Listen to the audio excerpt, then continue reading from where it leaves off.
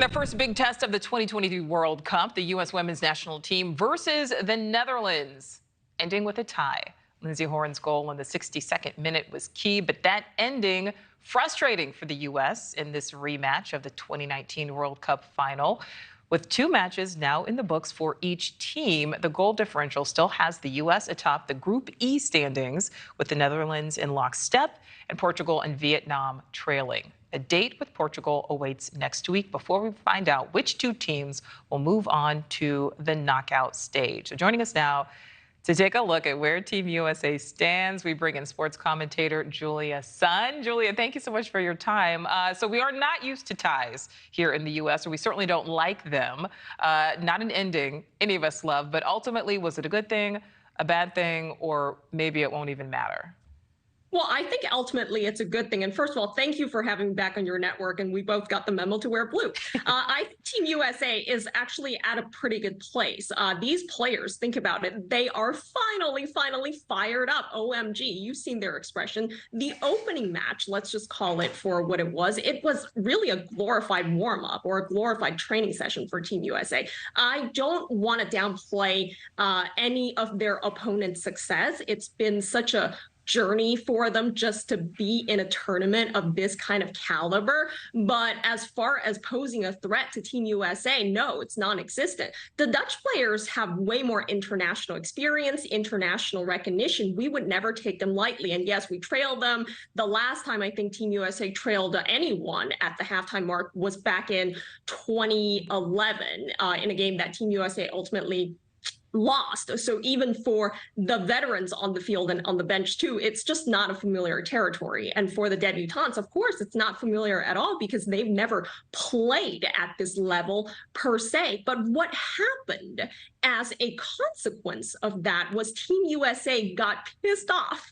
That's how the American players got their fight back. Tactics are always essential, in my opinion. The technical stuff is always important, but at the end of the day, I think it is the fight in you that wins the games, or in this case, matches. I can't even count how many times world-class athletes said, and some of them they said to me personally, that they are way more motivated when they're hunting for that trophy or that medal from behind. It's nice to be well-rested. I like that. We all like that, feeling fresh, feeling physically ready. But if you don't have that hunger inside you, the stars are just not going to align. Team USA is rallied up, and I think in the long run, if they keep this momentum going, they will be fine.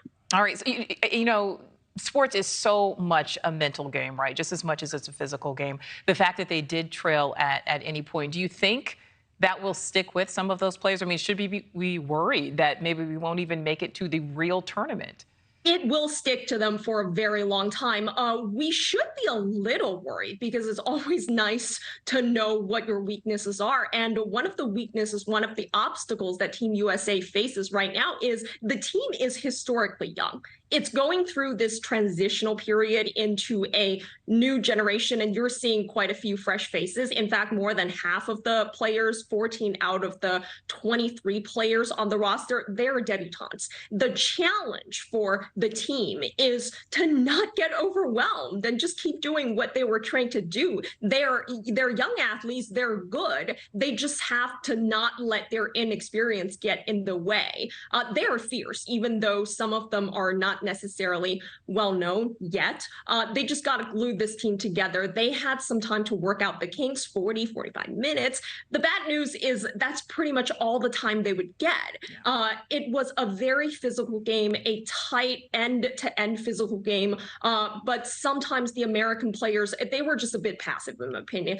They will remember this. They know they cannot repeat the first half of the game we just saw, and if they keep that in mind, I think they will be dominating going forward. Well, we certainly hope so. Go USA. Julia Sun, great speaking with you. An excellent color choice. Thank you. Thank you.